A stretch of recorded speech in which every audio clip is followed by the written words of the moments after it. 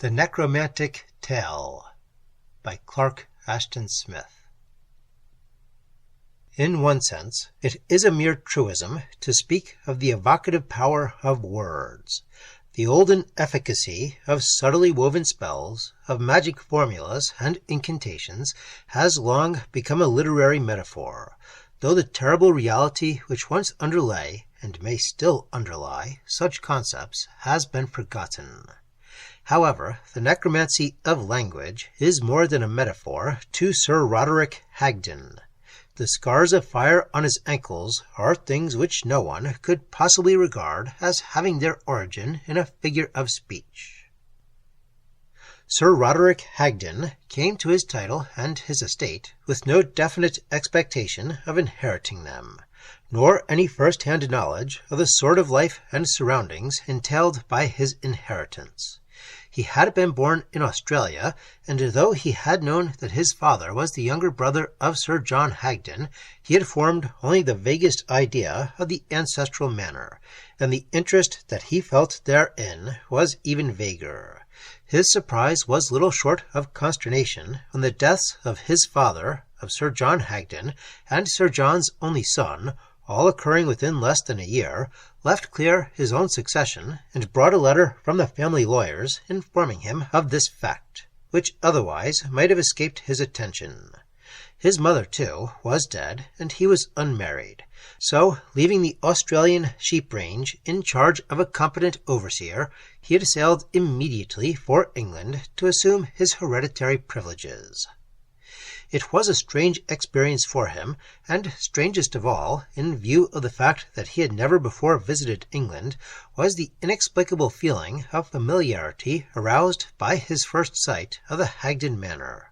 He seemed to know the farmlands, the cottages of the tenants, the wood of ancient oaks with their burdens of druidic mistletoe, and the old manor house half hidden among gigantic yews, as if he had seen them all in some period that was past recollection.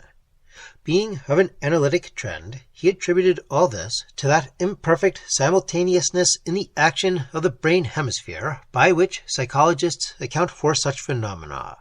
But the feeling remained and grew upon him, and he yielded more and more to its half-sinister charm, as he explored his property and delved in the family archives. He felt also an unexpected kinship with his ancestors, a feeling which had lain wholly dormant during his Australian youth. Their portraits, peering upon him from the never-dissipated shadows of the long hall wherein they hung, were like well-known faces. The manor house, it was said, had been built in the reign of Henry VII. It was mossed and lichened with antiquity, and there was a hint of beginning dilapidation in the time-worn stone of the walls. The formal garden had gone a little wild from neglect, the trimmed hedges and trees had taken on fantastic, sprawling shapes, and evil, poisonous weeds had invaded the flower-beds. There were statues of cracked marble and verdigris eaten bronze amid the shrubbery. There were fountains that had long ceased to flow, and dials on which the foliage-intercepted sun no longer fell. About it all there hung an air of shadow-laden time and subtle decadence. But though he had never known anything but the primitive Australian environment, Hagdon found himself quite at home in this atmosphere of old-world complexities, an atmosphere that was made from the dissolving phantoms of 1,000 years, from the breathings of dead men and women, from loves and hates that had gone down to dust. Contrary to his anticipations, he felt no nostalgia whatever for the remote land of his birth and upbringing. Sir Roderick came to love the sunless gardens and the overtowering yews, but above and beyond these he was fascinated by the manor house itself, by the hall of ancestral portraits and the dark, dusty library in which he found an amazing medley of rare tomes and manuscripts. There were many first editions of Elizabethan poets and dramatists, and mingled with these, in a quaint disorder, were antique books on astrology and conjuration, on demonism and magic. Sir Roderick shivered a little, he knew not why, as he turned the leaves of some of these latter volumes, from whose ancient vellum and parchment arose to his nostrils an odour that was like the mustiness of tombs. He closed them hastily, and the first editions were unable to detain him, but he lingered along over certain genealogies and manuscript records of the Hagdon family, filled with a strange eagerness to learn as much as he could concerning these shadowy forebears of his. In going through the records, he was struck by the brevity of the mention accorded to a former Sir Roderick Hagdon, who had lived in the early 17th century. All other members of the direct line had been dealt with at some length. Their deeds, their marriages, and their various claims to distinction, often in the role of soldiers or scholars, were usually set forth with a well-nigh vainglorious unction. But concerning Sir Roderick, nothing more was given than the bare dates of his birth and death, and the fact that he was the father of one Sir Ralph Hagdon. No mention whatever was made of his wife. Though there was no obvious reason for more than a passing surmise, the present Sir Roderick wondered and speculated much over these singular and perhaps sinister omissions. His curiosity increased when he found that there was no portrait of Sir Roderick in the gallery, and none of his mysterious unnamed lady.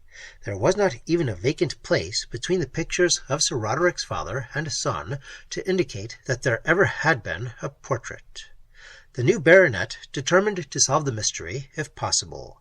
An element of vague but imperative disquietude was now mingled with his curiosity. He could not have analyzed his feelings, but the life and fate of this unknown ancestor seemed to take on for him a special significance, a concern that was incomprehensibly personal and intimate. At times, he felt that his obsession with this problem was utterly ridiculous and uncalled for. Nevertheless, he ransacked the manor house in the hope of finding some hidden record, and he questioned the servants, the tenants, and the people of the parish to learn if there were any legendry concerning his namesake. The manor house yielded nothing more to his search, and his inquiries met with blank faces and avowals of ignorance. No one seemed to have heard of this elusive 17th-century baronet. At last, from the family butler, James Wharton, an octogenarian who had served 3 generations of Hagdons, Sir Roderick obtained the clue which he sought. Wharton, who was now on the brink of senility, and had grown forgetful and taciturn, was seemingly ignorant as the rest. But one day, after repeated questioning, he remembered that he had been told in his youth of a secret closet behind one of the bookshelves in which certain manuscripts and heirlooms had been locked away several hundred years before, and which, for some unknown reason, no Hagdon had ever opened since that time. Here, he suggested, something might be found that would serve to illumine the dark gap in the family history. There was a cunning, sardonic gleam in his rheumy eyes as he came forth with this tardy piece of information, and Sir Roderick wondered if the old man were not possessed of more genealogical lore than he was willing to admit. All at once he conceived the disquieting idea that perhaps he was on the verge of some abominable discovery, on the threshold of things that had been forgotten because they were too dreadful for remembrance. However, he did not hesitate. He was conscious of a veritable compulsion to learn whatever could be learned. The bookcase indicated by the half-senile butler was the one which contained most of the volumes of demonism and magic. It was now removed, and Sir Roderick went over the uncovered wall inch by inch. After much futile fumbling, he located and pressed a hidden spring, and the door of the sealed room swung open. It was little more than a cupboard, though a man could have concealed himself within it in time of need. Doubtless it had been built primarily for some such purpose. From out of its narrow gloom, the mouldiness of dead ages rushed upon Sir Roderick, together with the ghosts of queer exotic perfumes, such as might have poured from the burning of unholy censers in satanic rites. It was an effluence of mystery and of evil. Within, there were several ponderous, brazen-bound volumes of medieval date, a thin manuscript of yellowing parchment, and 2 portraits whose faces had been turned to the wall as if it were unlawful for even the darkness of the sealed closet to behold them. Sir Roderick brought the volumes, the manuscript, and the portraits forth to the light. The pictures, which he examined first, represented a man and woman who were both in the bloom of life. Both were attired in 17th century costumes, and the new Sir Roderick did not doubt for a moment that they were the mysterious couple concerning whom the family records were so reticent. He thrilled with a strange excitement, with the feeling of some momentous revelation that he could not wholly comprehend as he looked upon them. Even at a glance he saw the singular resemblance of the first Sir Roderick to himself, a likeness otherwise unduplicated in the family, which tended to an almost antinomian type. There were the same falcon-like features, the same pallor of brow and cheek, the same semi-morbid lustre of eyes, the same bloodless lips that seemed to be carven from a marble that had also been chiseled for the long hollow eyelids. The majority of the Hagdons were broad and sanguine and ruddy, but in these two a darker strain had repeated itself across the centuries. The main difference was in the expression, for the look of the first Sir Roderick was that of a man who has given himself with a passionate devotion to all things evil and corrupt, who has gone down to damnation through some inevitable fatality of his own being. Sir Roderick gazed on the picture with a fascination that was partly horror and partly the stirring of emotions which he could not have named. Then he turned to the woman, and a wild agitation overmastered him before the sullen smiling mouth and the malign oval of the lovely cheeks. She, too, was evil, and her beauty was that of Lilith. She was like some crimson-lipped and honey-scented flower that grows on the brink of hell. But Sir Roderick knew, with the terror and fearful rapture of one who longs to fling himself from a precipice, that here was the one woman he might have loved, if haply he had known her. Then, in a moment of reeling and whirling confusion, it seemed to him that he had known and loved her, though he could not remember when or where. The feeling of eerie confusion passed, and Sir Roderick began to examine the brass-bound volumes. They were written in a barbarous decadent Latin, and dealt mainly with methods and formulas for the evocation of such demons as Acheronte, Emaimon, Asmodai, and Ostoreth, together with innumerable others. Sir Roderick shuddered at the curious drawings with which they were illuminated, but they did not detain him long. With a thrill of actual trepidation, like one who is about to enter some awful and unhallowed place, he took up the manuscript of yellowing parchment.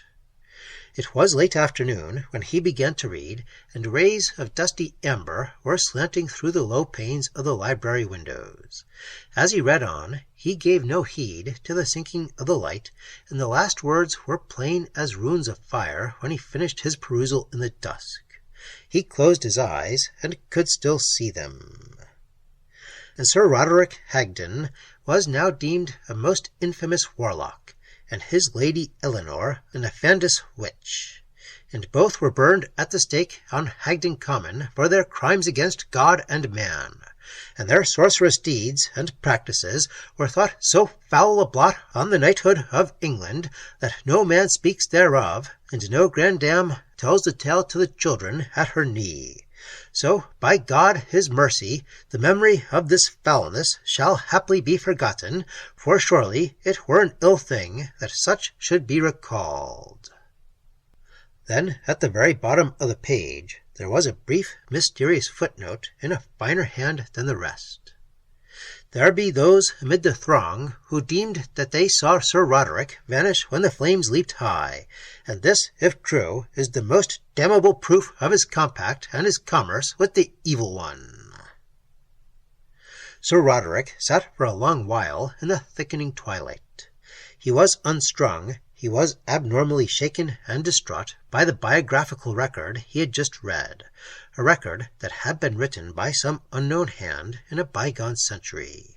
It was not pleasant for any man to find a tale so dreadful amid the archives of his family history, but the fact that the narrative concerned the first Sir Roderick and his Lady Eleanor was hardly enough to account for all the spiritual turmoil and horror into which he was plunged. Somehow, in a way that was past analysis, that was more intimate than his regard for the remote blot on the Hagdon name, he felt that the thing concerned himself also. A terrible nervous perturbation possessed him.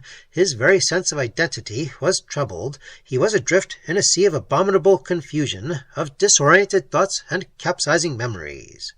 In this peculiar state of mind, by an automatic impulse, he lit the floor lamp beside his chair and began to reread the manuscript. Almost in the casual manner of a modern tale, the story opened with an account of Sir Roderick's first meeting, at the age of 23, with Eleanor d'Avenant, who was afterward to become his wife. This time, as he read, a peculiar hallucination seized the new baronet. It seemed to him that the words of the old writing had begun to waver and change beneath his scrutiny, that under the black lines of script on yellowing parchment the picture of an actual place was forming. The page expanded, the letters grew dim and gigantic, they seemed to fade out in mid-air, and the picture behind them was no longer a picture, but the very scene of the narrative. As if the wording were a necromantic spell, the room about him had vanished like the chamber of a dream, and he stood in the open sunlight of a windy moor. Bees were humming around him, and the scent of heather was in his nostrils. His consciousness was indescribably dual. Somewhere, he knew, one part of his brain was still reading the ancient record, but the rest of his personality had become identified with that of the first Sir Roderick Hagdon. Inevitably, with no surprise or astonishment, he found himself living in a bygone age with the perceptions and memories of an ancestor who was long dead. Now Sir Roderick Hagdon, being in the flower of his youth, became instantly enamoured of the beauteous Eleanor d'Avenant, whenas he met her of an April morn on Hagdon Heath. Sir Roderick saw that he was not alone on the moor. A woman was coming toward him along the narrow path amid the heather.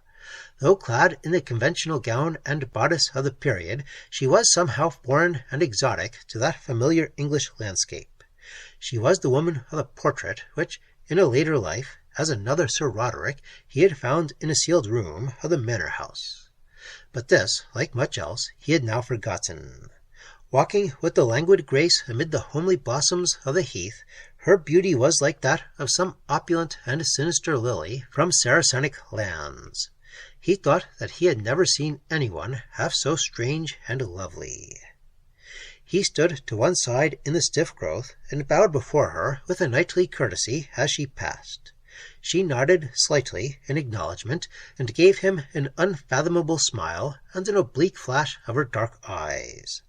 From that time, Sir Roderick was her slave and her devotee. He stared after her as she disappeared on the curving slope, and felt the mounting of an irresistible flame in his heart, and the stirring of hot desires and curiosities. He seemed to inhale the spice of a languorous alien perfume with every breath of the homeland air, as he walked onward, musing with ingenuous rapture on the dark, enigmatic beauty of the face he had seen. Now, in that queer necromantic dream, Sir Roderick seemed to live, or relive, the events of an entire lustrum. Somewhere, in another existence, another self was conning briefly the paragraphs which detailed these events, but of this he was conscious only at long intervals, and then vaguely.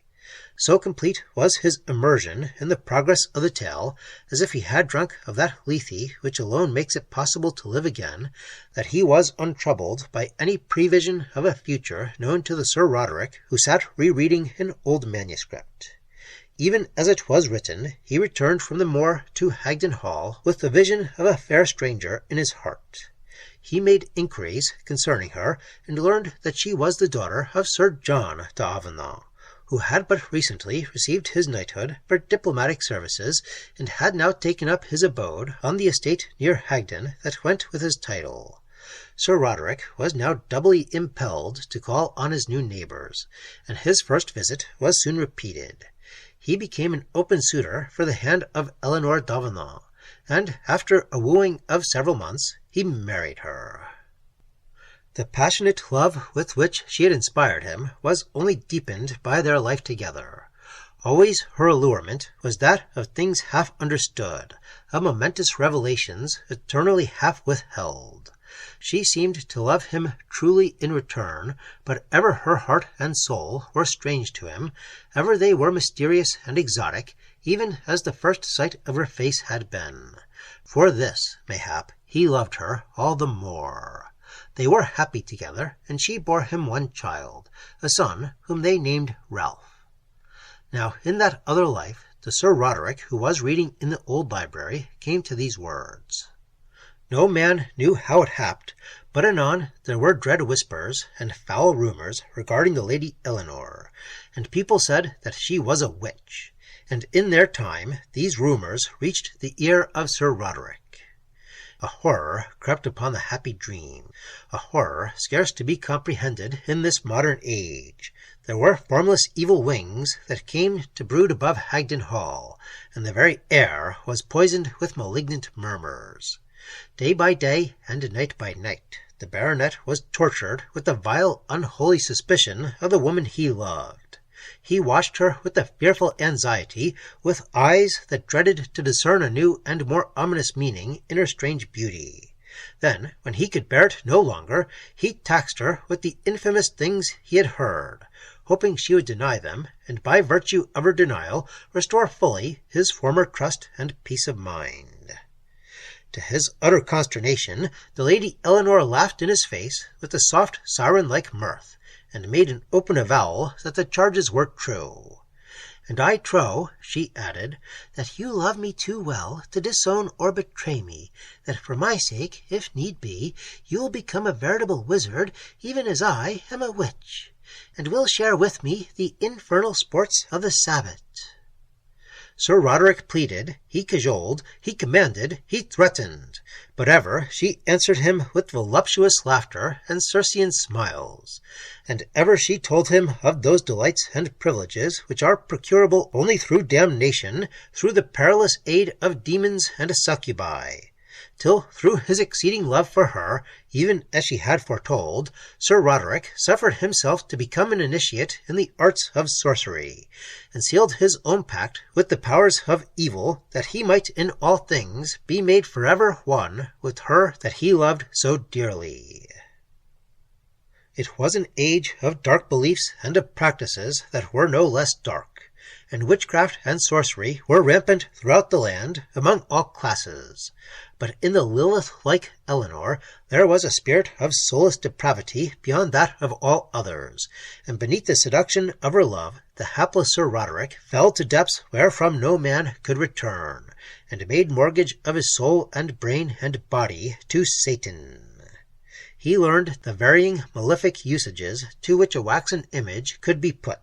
He memorized the formulas that summon frightful things from their abode in the nethermost night, or compel the dead to do the abominable will of necromancers. And he was taught the secrets whereof it is unlawful to tell or even hint, and came to know the maledictions, the involtuations, which are lethal to more than the mortal flesh. And Haddon Hall became the scene of pandemonium revels, of rites that were both obscene and blasphemous, and the terror and turpitude of hellish things were effluent therefrom on all the countryside. And amid her coterie of the damned, amid the witches and sorcerers and incubi that fawned upon her, the Lady Eleanor exulted openly, and Sir Roderick was her partner in each new enormity or baleful deed.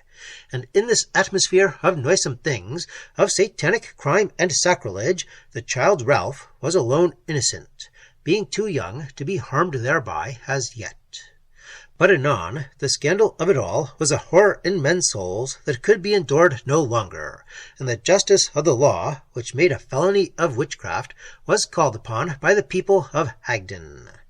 It was no new thing for members of the nobility to be tried on such charge before the secular or ecclesiastical courts. Such cases, in which the accusations were often doubtful or prompted by mere malice, had sometimes been fought at length. But this time the guilt of the defendants was so universally maintained, and the reprobation aroused thereby so profound, that only the briefest and most perfunctory trial was accorded them. They were condemned to be burnt at the stake, the sentence to be carried out on the following day. It was a chill, dank morning in autumn, when Sir Roderick and Lady Eleanor were borne to the place of execution, and were tied to their respective stakes, with piles of dry faggots at their feet. They were set facing each other, so that neither might lose any detail of their mutual agony. A crowd was gathered about them, thronging the entire common, a crowd whose awful silence was unbroken by any outcry or murmur. So deep was the terror wrought by this infamous couple that no one dared to execrate or mock them, even in the hour of their downfall. Sir Roderick's brain was benumbed by the obloquy and shame and horror of his situation, by a realization of the ultimate depths to which he had fallen, of the bitter doom that was now imminent. He looked at his wife, and thought of how she had drawn him down from evil to evil through his surpassing love for her, and then he thought of the frightful searing pains that would convulse her soft body, and thinking of these, he forgot his own fate, and knew that he still loved her. Then, in a dim, exiguous manner, he remembered that somewhere in another century there sat another Sir Roderick, who was reading all this in an old manuscript. If he could only break the necromantic spell of the tale, and re-identify himself with that other Sir Roderick, he would be saved from the fiery doom that awaited him. But if he could not deny the spell, he would surely perish, even as a falling man who reaches bottom in a dream is said to perish. He looked again, and met the gaze of the Lady Eleanor. She smiled across her bonds and faggots with all the old seduction that had been so fatal to him. In the reattained duality of his consciousness, it seemed as if she were aware of his intention, and had willed to deter him. The ache and anguish of a deadly lure was upon him, as he closed his eyes and tried very hard to picture the old library and the very sheet of parchment which his other self was now perusing. If he could do this, the whole diabolical illusion would vanish, the process of visualization and sympathetic identification, which had been carried to a hallucinative degree, would return to that which is normally experienced by the reader of an absorbing tale. There was a crackling at his feet, for someone had lit the faggots. Sir Roderick opened his eyes a little, and saw that the pile at Lady Eleanor's feet had likewise been lit. Threads of smoke were rising from each pile, with tiny tongues of flame that grew longer momently. He did not lift his eyes to the level of Lady Eleanor's face. Resolutely he closed them again, and sought to re-summon the written page. He was aware of a growing warmth underneath his soles, and now, with an agonizing flash of pain, he felt the licking of the flames about his ankles. But somehow, by a desperate effort of his will, like one who awakens voluntarily from a clutching nightmare, he saw before him the written words he was trying to visualize. And both were burned at the stake on Hagdon Common for their crimes against God and man. The words wavered. They receded and drew near on a page that was still dim and enormous. But the crackling at his feet had ceased. The air was no longer dank and chill, no longer charged with acrid smoke. There was a moment of madly whirling vertigo and confusion, and then Sir Roderick's two selves were reunited, and he found that he was sitting in the library chair at Hagdon, staring with open eyes at the last sentences of the manuscript in his hands. He felt as if he had been through some infernal ordeal that had lasted many years, and he was still half obsessed by emotions of sorrow and regret and horror that could belong only to a dead progenitor. But the whole thing was manifestly a dream, albeit terrible and real to a degree that he had never before experienced. He must have fallen asleep over the old record. But why, then, if it were only a dream, did his ankles still pain him so frightfully as if they had been seared by fire? He bent down and examined them. Beneath the 20th century hose in which they were attired, he found the upward flaring marks of recent burn.